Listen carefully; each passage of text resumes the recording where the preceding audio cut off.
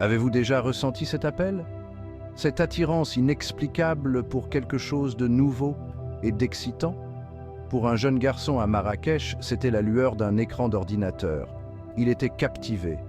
Les possibilités semblaient infinies.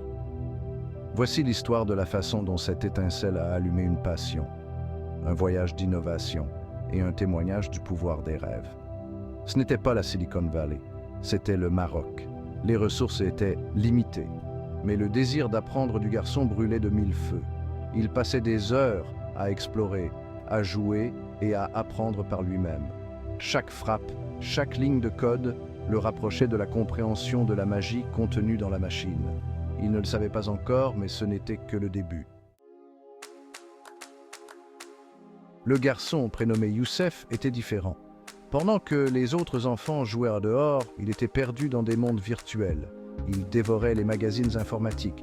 Il bricolait de vieux matériels.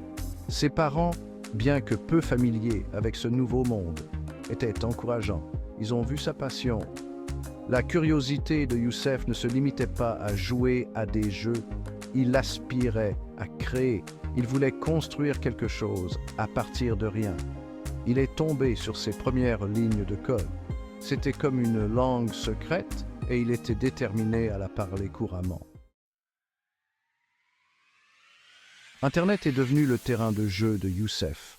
Les forums et tutoriels en ligne étaient ses professeurs. Il a appris le HTML, le CSS et le JavaScript. Il a construit des sites web basiques, chacun meilleur que le précédent. Il a découvert la joie de la résolution de problèmes, le plaisir de voir ses idées prendre vie. Plus il apprenait, plus il réalisait à quel point il y avait encore à apprendre. Youssef était accro. Le codage n'était pas seulement un passe-temps, c'était sa passion. Il a relevé les défis, célébrant les petites victoires en cours de route. Section 5, les premiers projets, essais et erreurs. L'université s'est présentée comme une opportunité. Youssef a entrepris des études d'informatique. Il s'est immergé dans ses études. Il a dévoré les connaissances, mais il ne s'est pas arrêté là. Il a cherché à acquérir une expérience pratique. Il a rejoint un club étudiant axé sur le développement logiciel. Il a travaillé sur des projets freelance, créant des sites web et des applications pour des entreprises locales. Il a appris de ses erreurs. Il a adopté le processus itératif du développement.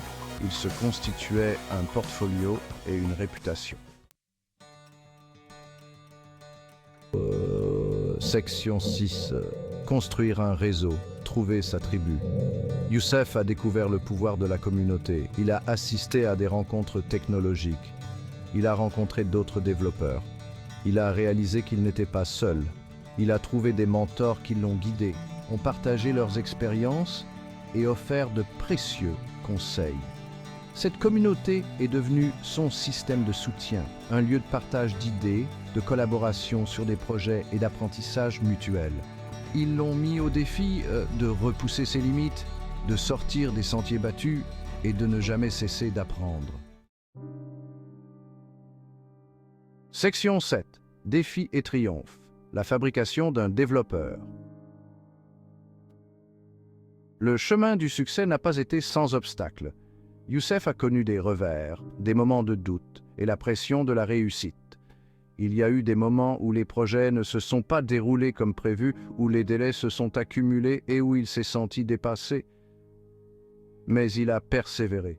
Il a appris de ses erreurs, il a demandé conseil à ses mentors, il n'a jamais renoncé à son rêve et lentement mais sûrement, il a commencé à voir les résultats de son travail acharné.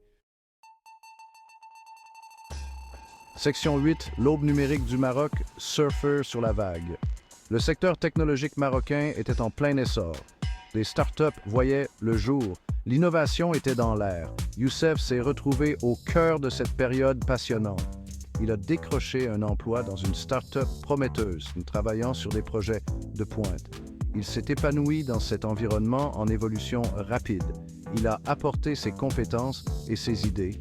Il a appris de professionnels expérimentés. Il faisait la différence. Le parcours de Youssef reflétait la croissance du paysage numérique du Maroc.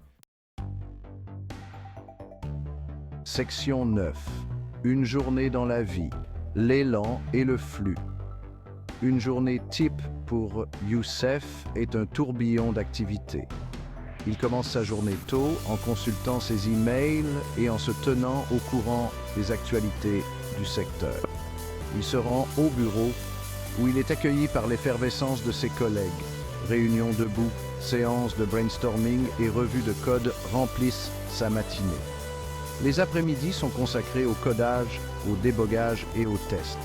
Il se nourrit du défi de résoudre des problèmes complexes. Il célèbre les petites victoires avec son équipe. Alors que la journée touche à sa fin, il assiste peut-être à un événement technologique désireux de rencontrer d'autres développeurs et de se renseigner sur les dernières tendances. Section 10. L'avenir est le code. Rêve et aspiration. Le voyage de Youssef est loin d'être terminé. Il rêve de créer sa propre entreprise, de créer des solutions innovantes pour résoudre les problèmes locaux. Il envisage un Maroc où la technologie donne du pouvoir aux gens, stimule le progrès et crée des opportunités pour tous. Il est un témoignage du pouvoir de la passion, de la persévérance et du potentiel transformateur de la technologie. Son histoire est une source d'inspiration pour les jeunes Marocains, prouvant qu'avec du travail acharné et du dévouement, tout est possible. L'avenir est le code, et Youssef est prêt à écrire ses propres lignes.